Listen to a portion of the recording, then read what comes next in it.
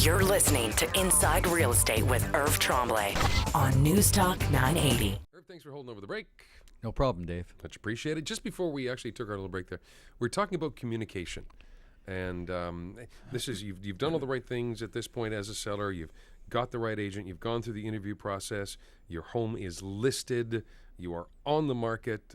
You've sat down with your agent and you've figured out this is the price that we think that it will sell at based on what's happening in the market. Now it's communication. And how should this communication happen between a good agent and a seller?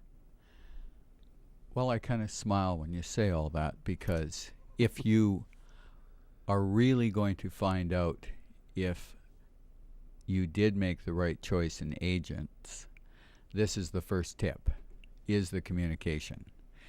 Two things, communication and recommendations you should be looking for with your agent. That communication should be, in my mind, weekly, and we talked about this before. It should be weekly, and you can agree on it. Some people like it verbally, some people like it by email. Myself as an agent, I would rather talk to the client at least once a week verbally. I might send them emails of information I got from agents that showed their property. I might forward their voicemail directly to them, where an agent has called me and said, great house, layout wasn't right for my client, think that the property is overpriced for the size. I might forward that directly on to my seller because it comes from a third party, which is great. Or I might forward an email that I got like that. But I really like to talk to the agent, because if their clients haven't bought something else, often I can try and get an offer from them or handle their objections. If you do it by email, often you don't get the real responses from the other agent. Well, in terms of the tone, in terms of a little bit of context, sometimes you can lose that in an email. Yeah, and I can ask questions as soon as I hear their answers to the previous question. So I like that, and your agent should be phoning you and communicating that to you. The critical time in a listing is the first 14 days, and most of the time I know why a home isn't selling in the first 14 days. So you want that agent to follow up verbally in a week and probably make some kind of recommendation on condition or price in that time period. Now, if the property doesn't sell in 30 days, you should have a written report. So let's go back to the verbal weekly report. If the feedback is price, price, price, price for condition, then you have to visit either the price or the condition. So if everybody's saying it's overpriced for the condition, and that condition could be a variety of things, and that's where you have to count on your agent and what position you're in, whether the problems with condition are so major that you're going to have to spend the money to correct, or they are cosmetic where maybe you can do them yourself, or you, as an example, you have 4 great dogs, but they're making the house smell pretty doggy. Like 4 dogs. Yeah, exactly. Yeah. And you're not selling a kennel, you're selling your house, so that doesn't work very well. And a good agent will relay that to you. It's their job. So many agents won't. They won't look you in the face and say, hey, you got to do something about those dogs because the basement smells like a kennel and odor's really important. So many agents won't do that. And they really aren't doing their job at that point.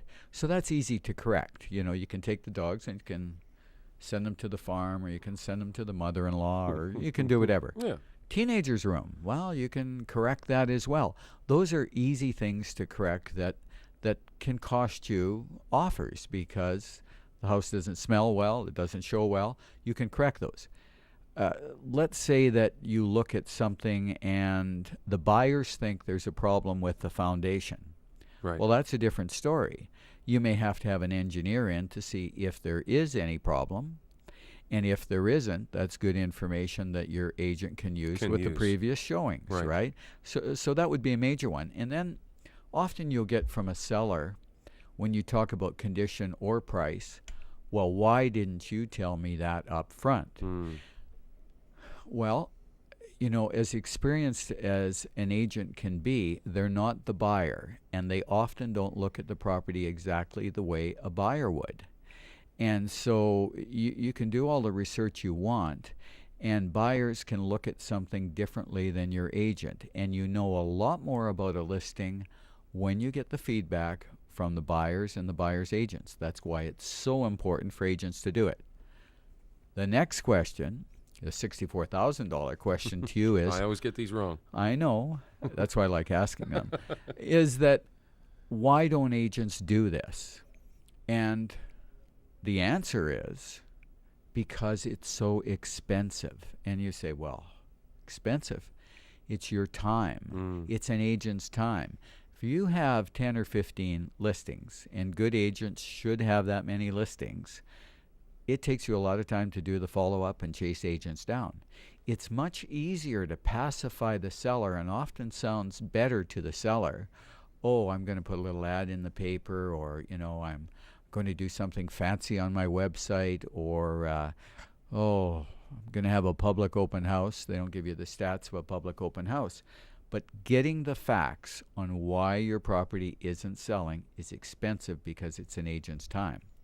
And that brings me to another point, is that you want to make sure you hire an agent that has the support staff to do the administrative work so they can do the real work. And the real work is prospecting agents with buyers, prospecting for buyers for your property, and communicating to you what's happening. If you don't have support staff, we've talked about this before. If you don't have an assistant, you are the assistant. And that isn't good if you're a seller. Irv, I know we always like to do hot tips. How about this time around, a hot tip for sellers? Hot tips for sellers. When you do sell your house and you go and sign the documents at your lawyer's office, hopefully you're going to a lawyer to sign documents, you're not trying to do this on your own, you absolutely should be asking the lawyer when you can expect your funds. I get sellers all the time that don't ask the lawyer, and then they're calling me 2 days after possession, well, where's my money? Well, the lawyer should tell you that based on where land titles is at the particular time, and if all the papers have been signed into the lending institution.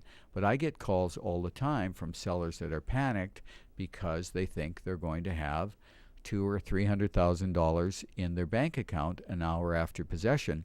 They may not get it for 4 days after possession, and it causes them great anxiety and stress. So ask your lawyer when you're there, and then you'll know. Great stuff. Irv, your website, lots of great information, just like we've been talking about. www.irvsells.ca, www.irvsells.ca, or you can give Irv a call, 790-3753, 790-3753. Good chatting with you again. Thanks, Dave. You've been listening to Inside Real Estate with Irv Tremblay from Century 21.